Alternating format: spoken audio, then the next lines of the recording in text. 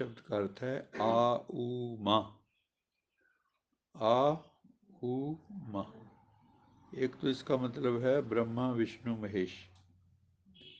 अकार उकार मकार। अ मैंने ब्रह्मा। आज जब आप आ कहते हैं तो मुंह खुल जाता है, ऊ कहते हो तो भी खुला रहता है, लेकिन माँ कहते हो तो बंद हो जाता है, आपके होठ बंद हो जाते हैं। आप माँ शब्द का उच्चारण होठ खोल के नहीं कर सकते। तो जब आप सुबह उठते हो अमृत वेले, तो वो आप उस वक़्त ब्रह्मा हो।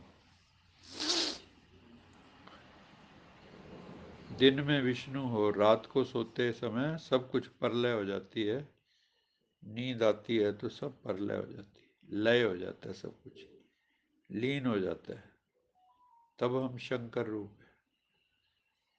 तो संकल्पों की उत्पत्ति करना ये ब्रह्मा, संकल्पों की पालना करना विष्णु, और संकल्प रहित हो जाना शंकर।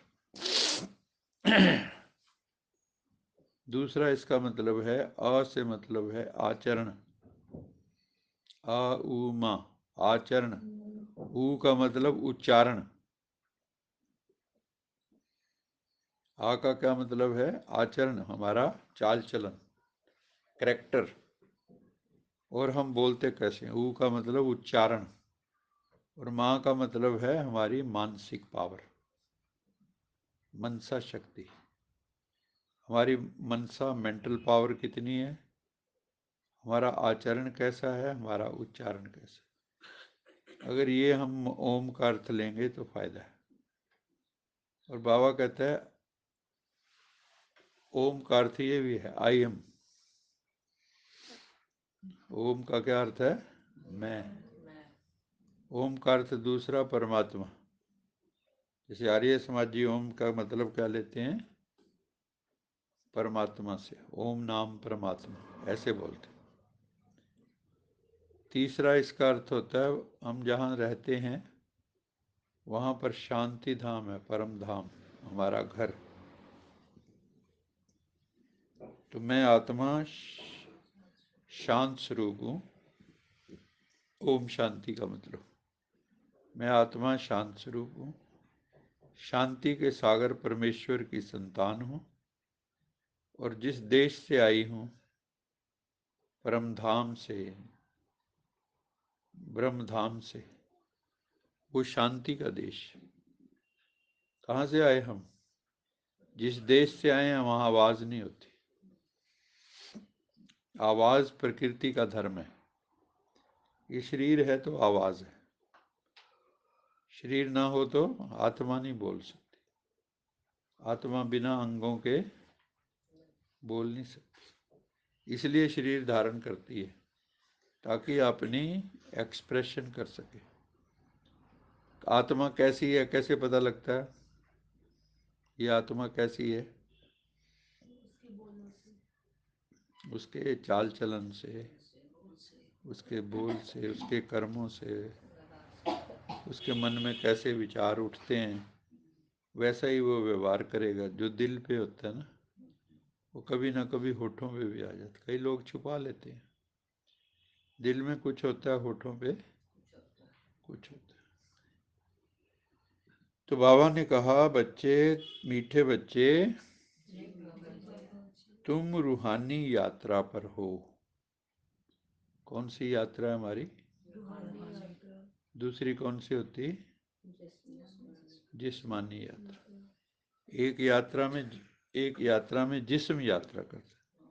जैसे आप तीर्थों पे जाते हो तो आप टिकट बुक कराओगे, बस में जाओगे, कार में जाओगे, तो आपका जिस्म यात्रा कर रहा है, जीव आत्मा पूरी यात्रा कर रही है, जिस्म भी है उसमें।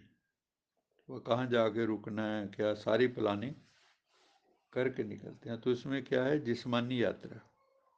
और ये है रूहानी यात्रा। भगवान कौन सी यात्रा करवाता है हमसे? रूहानी यात्रा। यहाँ पे रूह यात्रा करती है, जिस्म यात्रा नहीं करता।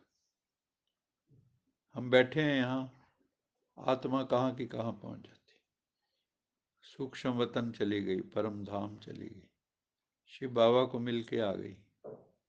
बैठे बैठे हम जो है यात्रा कर लेते हैं, बैठे बैठे हम अमरनाथ की यात्रा कर लेते हैं, बैठे बैठे हम सोमनाथ की यात्रा कर लेते हैं। कहीं जाना नहीं, आना नहीं, कोई दो ध्वनि च्वन्नी खर्च नहीं। तुम रूहानी यात्रा पर हो। इस वक्त भगवान हमें कौन सी यात्रा सिखाता है? रूहानी यात्रा।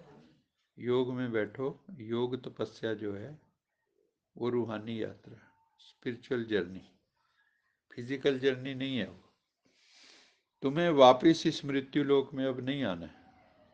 बाबा कहता है जो इस यात्रा को करते हैं वो मुक्ति धाम में चले जाते हैं, जीवन मुक्ति धाम में चले जाते हैं। पहले मुक्ति धाम, फिर जीवन मुक्ति धाम। पहले इन बंधनों से मुक्त होंगे ज्ञान के बल से, योग के बल से, धारणा के बल से, सेवा के बल से सर्व बंधनों से मुक्त हो जाएंगे। मुक्त होंगे पहले, जीते जी मुक्त, फिर परम धाम में मुक्त, फिर नीचे आएंगे धरती पर सतयुग में तो मुक्त आत्मा, लक्ष्मी नारायण जीवन मुक्त आत्मा है। ऐसा समझिए, जीवन में होते हुए भी मुक्त आत्मा है। राधा कृष्ण मुक्त आत्मा है। ऐसा समझिए, ब्रह्मा मुक्त आत्मा है। तो बाबा कहते हैं तुम्हें वापस इस मृत्यु लोक में नहीं आना। तुम्हारा उद्देश्य है, क्या है हमारा उद्देश्य? हम सब का उद्देश्य क्या है? लक्ष्य क्या है? हुँ? और तुम्हारा लक्ष्य है नर से नारायण, नारी से लक्ष्मी बनना। नर से क्या बनना है? तो भगवान हमें क्या बनाने आया? नर से नारायण।